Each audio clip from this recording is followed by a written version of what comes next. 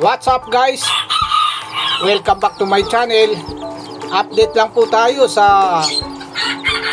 mga lahi ng aking liad na manok. Ito na po sila. Ayan, lahi ng liad kong manok. Apat sila, 1 month old na sila.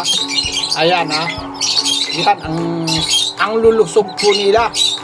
Ito po yung project ko na ginawa na puro liad lang talaga ang mga magulang nila. At kung mapapansin po natin ay nandito sila sa brother house. Ang brother house, maliit na brother house nila ay isang uri lang ng box ng plywood ginawa ko. At saradong-sarado siya. Walang makakapasok kahit ano, lamok man yan, langgam man yan, hindi sila napapasok. Yan. Once na isara ko ito, ayan, saradong-sarado na. So, doon sa mga baguhan, breeder, gumawa po kayo ng ganito para hindi magkakasakit. 100% na mabubuhay ang mga sisiw. Ang mga sisiw na ito, pagbaba ng mga sisiw ay hindi ko na pinapatagal sa inahin.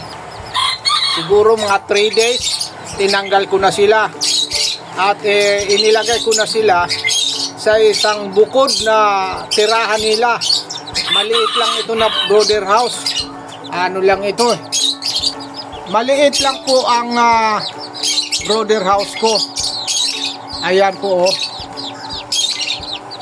dalawang dangkal lang po siya. Dalawang dangkal. At yung haba po niya ay 2 dangkal kalahati. So, success guys, success. Maganda ang kanilang paglaki. Malinis. Araw-araw nyo lang tanggalin yung pinakaipot. Kasi wala naman tayong inilagay na pusot. At laging pagka sinasara na natin ang box nila, dapat buhay na yung ilaw. Ayan, buhay na yung ilaw. Once na isara natin ito, merong liwanag sa loob at init. Lalo na po ngayon, tag-ulan, ay kailangan talaga ng mga sisiw ng mainit na temperatura. Isang lalaki at 3 babae. Yan sila. Yan. Ang lalaki ay ang cock ay dilaw ang paa. Merong mga hen ay green ang paa, green legs. At meron ding white. Ayan. Tol, ang liit nito. Lahat malulusog.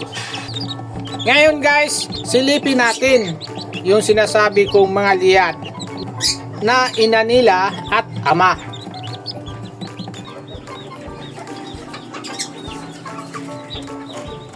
Ito. Yan ang ama at ina nila. Parehas liad.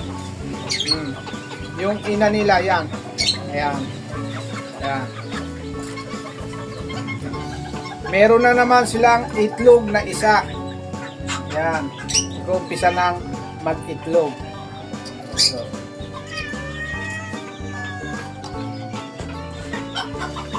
So guys, huwag kalimutang i-like, i-share, at higit sa lahat, i-subscribe ang aking channel. Just the all around